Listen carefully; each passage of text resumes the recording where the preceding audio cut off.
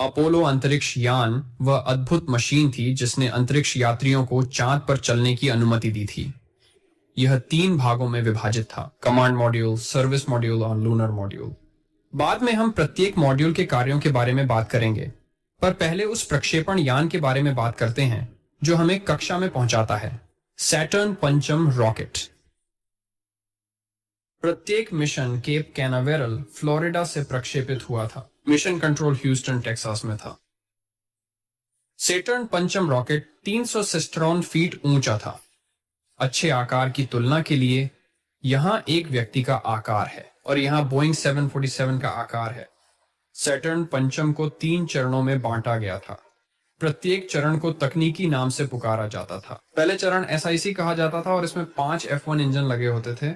दूसरे चरण को SII कहा जाता था और इसमें 5 थोड़े छोटे J2 रॉकेट इंजन लगे होते थे।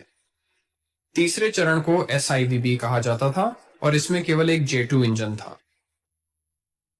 असली अंतरिक्ष यान रॉकेट के चरणों के सबसे ऊपर रखा गया था।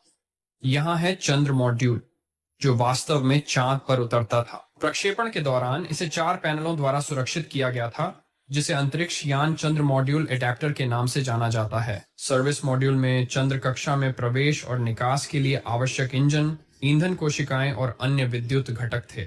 कमांड मॉड्यूल वह जगह है जहां तीनों अंतरिक्ष यात्री अधिकांश समय बिताते हैं। सबसे ऊपर आपको लॉन्च एस्केप सिस्टम मिलेगा। आपात स्थिति में यह कमांड मॉड्यूल को रॉकेट से सुरक्षित दूर ले जाएगा। सैटर्न पंचम के बगल में जो संरचना आप देख रहे हैं उसे लॉन्च एम्बिलिकल टावर कहते हैं।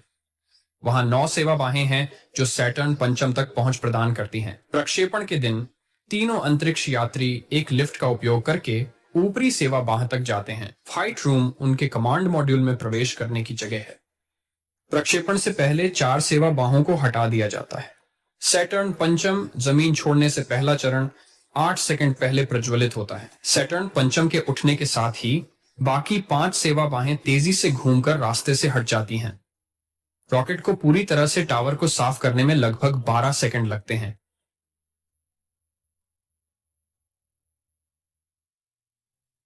सैटर्न पंचम के तेजी पकड़ते ही अंतरिक्ष यात्री अपनी सीटों में 4G का या गुरुत्वाकर्षण की 4 गुना मात्रा का दबाव महसूस करेंगे।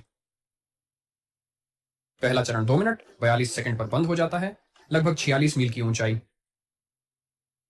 विस्फोटक बोल्ट फटते हैं, पहले चरण को मुक्त करते हैं, जिससे वह अटलांटिक महासागर की ओर वापस गिरता है।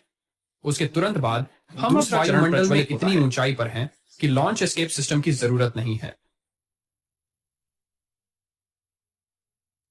दूसरा चरण 9 मिनट और 12 सेकंड पर बंद हो जाता है, 150 किलोमीटर की ऊंचाई पर। तीसरा चरण थोड़े समय के लिए प्रज्वलित होता है ताकि अंतरिक्ष यात्रियों को 118 मील की पार्किंग कक्षा में पहुंचाया जा सके।